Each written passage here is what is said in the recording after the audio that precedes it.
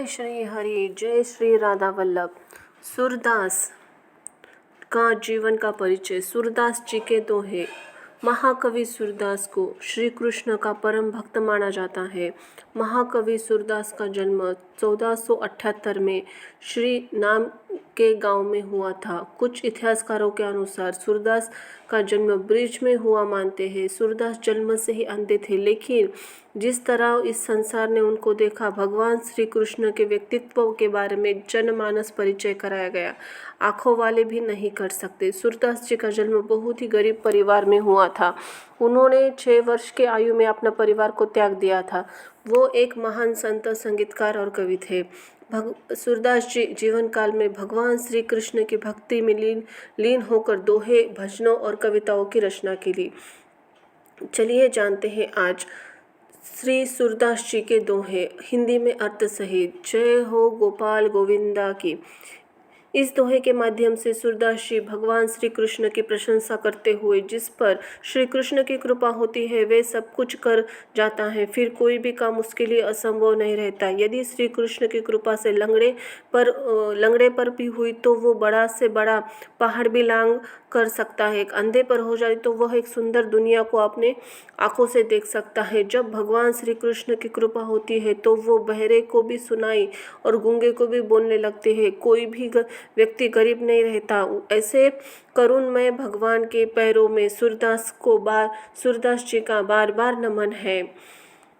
सूरदास जी कहते हैं, श्री कृष्ण धन्य है जहाँ आप गायों को चराते हैं और अधरों पर रखकर बांसुरी बजाते हैं। उसी भूमि पर याद करने से मन को शांति मिलती है। सूरदास जी कहते हैं, अरे मन, तू इधर क्यों भटकता है? ब्रज में ही रह, जहाँ व्यवहारिकता से हटकर सुख मिलता है। यहाँ न किसी से लेना न किसी को देना, यहाँ सब ध्यान मग्न हो रहे हैं। ब्रिज में रहते ब्रजवासियों के झूठे बर्तनों से जो कुछ प्राप्त हो उसी से ग्रहण करने में ब्रह्म तत्व की प्राप्ति होती है। सूरदास जी कहते हैं, ब्रज भूमि के समान कामधेनु भी नहीं कर सकती। इस पद में सूरदास जी ने ब्रज भूमि का महत्व बताया है। राधा के प्रेम प्रथम मिलन इस पद में वर्णन किया है। सूरदास जी ने श्री कृष्ण से पूछा कि हे गौरी, तुम कौन हो, कहाँ रहती हो, किसकी पुत्री हो? हमने पहले कभी ब्रज में इन गलियों में तुम्हें नहीं देखा। तुम हमारे इस ब्रज में क्यों चली आई? अपने घर के आंगन में खेलती रहती। इतना सुनकर राधा जी बोली, मैंने सुना करती थी कि नंद जी का लड़का माखन यहाँ चोरी करता फिरता है। तब श्री कृष्ण बोले, लेकिन तुम्हारा हमने क्या चुरा लेंगे? हाँ, आज हम मिलजुल कर खेलते हैं। सूरदास जी कहते हैं, इन प्रकार रसिक कृष्ण ने बातों में भोली भाली राधा को भ्रमा दिया। सूरदास जी भगवान बालकृष्ण शयन अवस्था पर सुंदर चित्रण किया है। वह कहते हैं कि यशोदा मैया श्री कृष्ण को पालने में झुलाती रहती है। कभी तो वह पालने में हल्का सा हिल देती है, कभी कन्हैया को प्यार करने लगती है, चूमने लगती है। ऐसा करती है जो मन में आता है वही गुनगुनाने लगती है। लेकिन कन्हैया को तब नींद नहीं आती कि इसलिए यशोदा नींद को उन्हें उल्हाना देती है और आरी निंदिया आकर मेरे लाल को क्यों नहीं सुलाती? तू शीघ्रता से क्यों नहीं आती? देख, तुझे कान्हा बुलाता है। जब यशोदा निंदिया को उल्हाना देती है तब श्री कृष्ण कभी पलकें मूंद लेते हैं, कभी होठ फड़फड़ाते हैं। जब कन्हैया ने नैने मूंदे तब यशोदा ने समझाकर अब कान्हा सो गया। तब कुछ गोपियाँ वहाँ आई। गोपियों ने देखकर यशोदा ने उन्हें संकेत से शांत रहने को कहती है। इसी में श्री कृष्ण पुनः कुंभ बनाकर जाग गए। तब उन्हें सुलाने के उद्देश्य पुनः मधुर लोरियां गाने लगी। अंत ही सूरदास की नंद पत्नी यशोदा के भाग्य अंत में सूरदास नंद पत्नी यशोदा के भाग्य की सराहना करते हुए कहते हैं, सचमुच यशोदा बड़भागिनी है, क्योंकि ऐसा सुख तो देवताओं और ऋषि मुनियों को भी दुर्लभ है। सूरदास जी इस दोहे में कहते हैं कि मैं श्री कृष्ण और बलराम के बचपन का एक किस्सा बताता हूँ। कहते हैं कि श्री कृष्ण यशोदा मैया के पास जाते हैं और बलराम की शिकायत करते, उन्हें दाऊ भैया कहकर खिंचाते हैं। तुमको यशोदा मैया कहीं बाहर से लेकर आई है, तुम्हें तो मोल भाव करके लाया गया है, इसी कारण मैं खेलने नहीं जा रहा हूँ। वे कहते हैं, यशोदा मैया, नंद बाबा तो गोरे रंग के हैं, तुम सांवले रंग के, तुम्हारे माता पिता कौन है? इतना कहकर गाँव वालों के साथ चले जाते हैं और उनके साथ खेलते नाचते हैं। आप दाऊ भैया को कुछ नहीं कहती और मुझे मारती रहती है। श्री कृष्ण यह सुनकर मैया यशोदा मन ही मन मुस्कुराती है। ये देख कृष्ण कहते हैं, गाय माता की सौगंध खाके कहो कि मैं तुम्हारा ही पुत्र हूँ। इस दोहे में सूरदास जी कहते हैं, श्री कृष्ण अपनी एक सखी से पूछते हैं और कहते हैं, हमने तुम्हें पहले ब्रिज में नहीं देखा, तुम कौन हो? तुम्हारी माता कौन है? तुम कहाँ रहती हो? तुम्हारी बेटी हमारे साथ क्यों नहीं खेलने आती? श्री कृष्ण इन बातों से सखी खड़ी होकर शांति से सुनती है। श्री कृष्ण कहते हैं कि हमने खेलने के लिए एक और सखी मिल गई है। भगवान श्री कृष्ण श्रृंगार रस न्याता है। श्री कृष्ण राधा की बातों से सुंदर तरीके से बताते हैं। बहुत प्रसिद्ध यह सूरदास जी का पद है। इस पद में सूरदास जी ने श्री कृष्ण बाल लीला वर्णन करते हैं।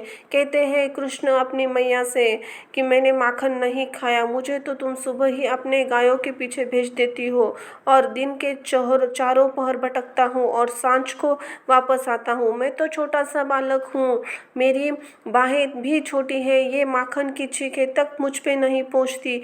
मेरे सब मित्र मेरे से बैर रखते हैं, इसलिए उन्होंने मेरे मुंह पर माखन को लिपटा दिया है। तू माँ बहुत भोली है जो तुम इन बातों में आ गई। तेरे दिल में मेरे लिए कोई भेद ज़रूर है जो तुम मुझे अपना नहीं समझती, हमेशा पर्याय ही समझती हो। तभी तो मेरे पर हमेशा संदेह करती हो। ये तुम्हारी कंबल और लाठी, तुमने मुझे बहुत परेशान कर दिया। यशोदा मैया का श्री कृष्ण इन बातों में मोह लिया। यशोदा मैया मुस्कुराते हुए श्री कृष्ण के गले लगा लिया। सूरदास जी कहते हैं, इस दोहे कहते हैं, कुछ बातें जीवन में इस प्रकार होती है, हमें उस पर हमारा मन ही समझ सकता है, उसे कोई और नहीं समझ सकता। जैसे गूंगे को यदि मिठाई खिलाई दी जाए तो उसका स्वाद का वर्णन नहीं कर सकता, लेकिन उसके स्वाद को वो पूरी तरह जाता है। उसी प्रकार निराकार ब्रह्मा ईश्वर का कोई रूप नहीं है, ना गुण है, उस जगह पर मन स्थिर नहीं हो सकता। सूरदास जी कहते हैं, उनको श्री कृष्ण की बाल लीलाओं का वर्णन करने में आनंद मिलता है, उसे सिर्फ वो ही समझ सकते हैं, दूसरे को आनंद में मज़ा नहीं ले सकते। सूरदास आनंद का वर्णन नहीं कर सकते हैं। इस दोहे में सूरदास श्री कृष्ण जी कहते हैं, मेरा उद्धार कर दो, इस संसार के पूरे मायाजाल रूपी से जल भरा है, इस जल में लालच रूपी लहरें, काम वासना रूपी मच्छर भी है, इंद्रिय मछली के समान है। मेरे सर पर कोई पापों की कठरी रखी है। इस जीवन में कई प्रकार के मोह भरा है, काम क्रोध हवा से मुझे परेशान करती है, इसलिए मुझे इस माया से श्री कृष्ण के नाम की से बचा रही है। पत्नी और बेटों का मोह मुझे किसी और तरफ ही देखने नहीं देता, इसी कारण अब श्री कृष्ण मेरा बेड़ा पार लगाते हैं और मेरा बेड़ा पार लगा सकते हैं। भगवान बालकृष्ण जब अपने पहले दिन गाय चरने वन में जाते हैं, उनका अप्रतिम वर्णन किया है सूरदास जी ने इस पद के माध्यम से। यह पद का राग गौरीबद्ध है। आज प्रथम श्री हरि गौओं को चराकर आए हैं, उनके शीश मयूरपुच्छ का मुकुट शोभित है, तन पर पीताम्बरी धारण किए हैं। गायों को चौराते जिस समय जिस प्रकार अन्य ग्वाल बाल शब्द उच्चारण करते ही श्रवण कर श्री हरि ने हृदय संगम कर लिया है। स्वयं वन में स्वयं वैसे ही शब्द उच्चारण प्रतिध्वनि सुनकर हर्षित होते। नंद, यशोदा, रोहिणी व ब्रज अन्य लोग यह सब दूर से देख रहे हैं। सूरदास जी कहते हैं, जब श्याम सुंदर गौओं को चरा कर आए तब यशोदा ने उनकी बलिया ली। बोलो श्री श्याम सुंदर की जय, राधे प्रिय श्री कृष्ण की जय।